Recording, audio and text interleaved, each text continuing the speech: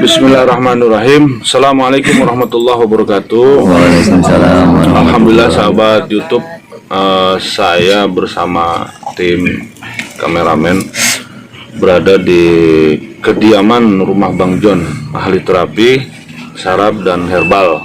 Alhamdulillah beliau kedatangan 3 tamu ya, 3 tamu berobat secara herbal. Alhamdulillah nanti kita bisa tanya jawab ya. Nanti akan dijelaskan oleh Bang John sendiri, narasumber tentang pengobatan herbal. Alhamdulillah sahabat ya, ikutin terus Pusaka Nusantara Channel. Selain nampak tilas penarikan pusaka dan benda alam goib, kita juga pengenalan tentang pengobatan herbal ya. Alhamdulillah.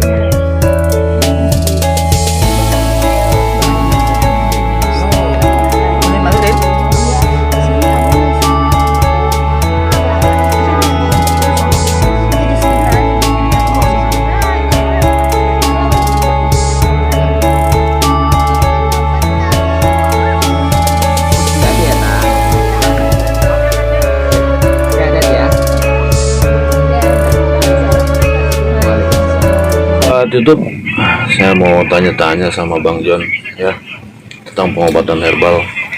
Ya siapa tahu kita dapat kepahaman dan berbagi ilmu ya. Alhamdulillah tadi tamunya Bang John selain daripada sharing ya, pengenalan juga tentang pengobatan herbal. Alhamdulillah.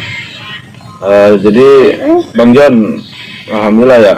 Alhamdulillah. Jadi selain tadi sharing, ada pengobatan, salah satunya herbal itu, yang salah satunya aja lah Bang John kasih tahu ke kita dan sahabat YouTube yang menonton, salah satunya untuk fungsi pengobatan apa. Ini salah satu yang bisa Bang John sebutin. Silakan Bang John.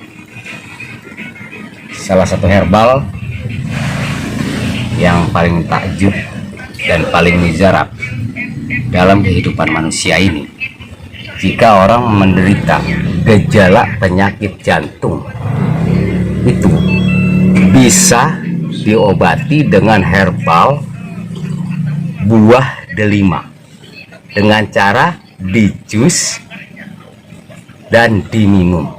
Hanya itu salah satunya herbal yang paling mujarab untuk gejala penyakit jantung. Hanya itu. Ya, alhamdulillah sahabat, itu salah satunya ya. Apabila ada yang gejala ataupun sudah kena ya, tetap memakai herbal dengan buah delima. Ini pengetahuan dari yang pernah Bang John belajar. Buah delima bisa mengobati gejala jantung sampai yang jantung kronis ya. Alhamdulillah itu dikonsumsi, sudah dipraktekkan, alhamdulillah bisa. Ini kita berbagi ya sahabat, berbagi, mudah-mudahan dapat kepahamannya. Dan di rumah beliau pun banyak tanaman buah delima. Selain itu juga tanaman herbal banyak ya.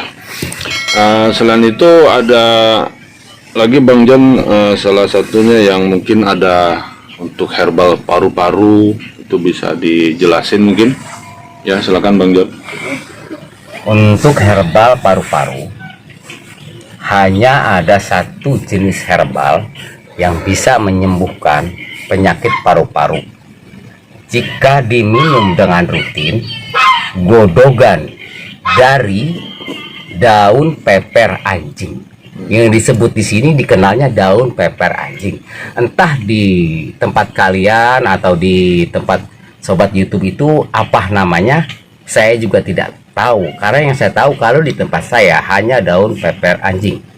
Cara memasak daun pepper anjing, digodok 3 atau 2 batang daun pepper anjing digodok dengan 4 gelas air putih, itu dididihkan dan didiamkan sampai menjadi 2 gelas. Dan cara memasaknya pun tidak boleh ditutup, karena kalau ditutup saat penggodokan dan pas saat itu dia menguai, bahasanya menguai, air-airnya itu mengembun, itu dia membuang racun. Jika itu ditutup maka racun itu akan kembali, jadi herbal itu tidak berfungsi atau tidak bermanfaat. Jika membuat herbal ini tidak boleh ditutup dan dibiarkan diablak seperti itu, lalu diminum setiap hari dengan rutin. Itulah herbal untuk penyakit paru-paru. Ya, alhamdulillah sahabat, dapat 2 ya untuk pengobatan paru-paru dengan daun pepper anjing. Kalau di tempat kita atau tempat kami ini namanya daun pepper anjing ya. Mungkin nanti kita akan kasih tahu jenis pepper anjing daunnya seperti apa, lalu buah delima seperti apa ya, insya Allah nanti kita jabarin. Alhamdulillah Bang Jon, selain itu yang datang ke sini juga sering sharing ya, sering sharing tentang apa alhamdulillah. Jadi kita ini tidak bisa memberikan satu permasalahan bisa selesai, tetapi dengan solusi ya insya Allah bisa meringankan dan bisa menyelesaikan di dalam permasalahan orang itu sendiri ya, artinya itu sharing. Alhamdulillah tadi ada tamunya ya, sudah pulang, sudah silaturahim tadi sebelumnya. Lalu pengobatan jantung, paru-paru, dan ada lagi yang kulit tuh Bang Jon. Yang kulit tuh pakai apa Bang Jon kira-kira? Silakan. Ini yang dimaksud dengan kulit apa ya? Kayak semacam gatal-gatal itu.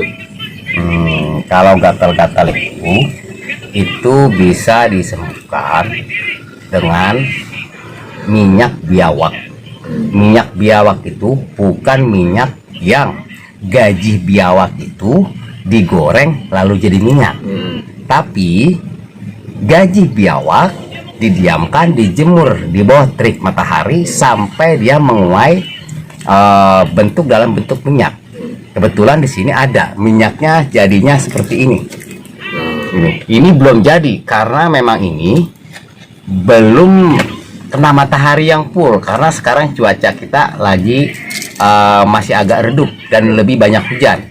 Jadi kalau kata orang dulu bilang ini minyak ini dulu mah dibilangkan minyak tidur, karena kurang terik matahari dan kurang pemanasan.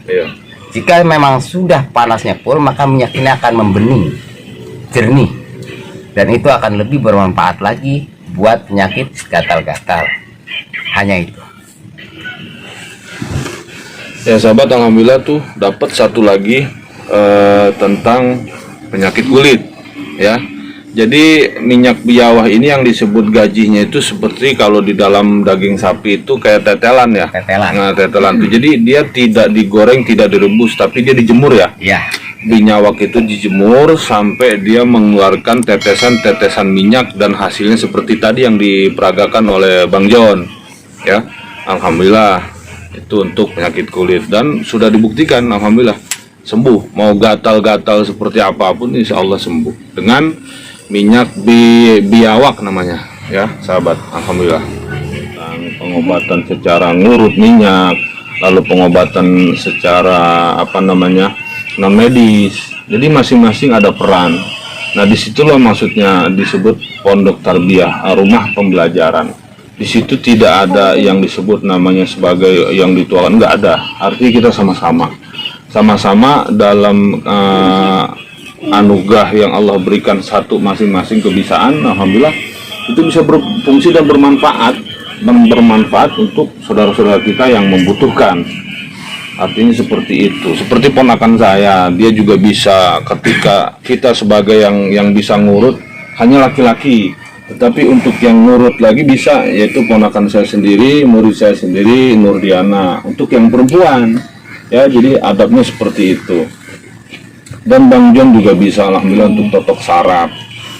Jadi di dalam wadah itu semuanya kita gabung, alhamdulillah nanti akan membentuk sesuatu yang disebut namanya di channel YouTube di Pusaka Nusantara Channel.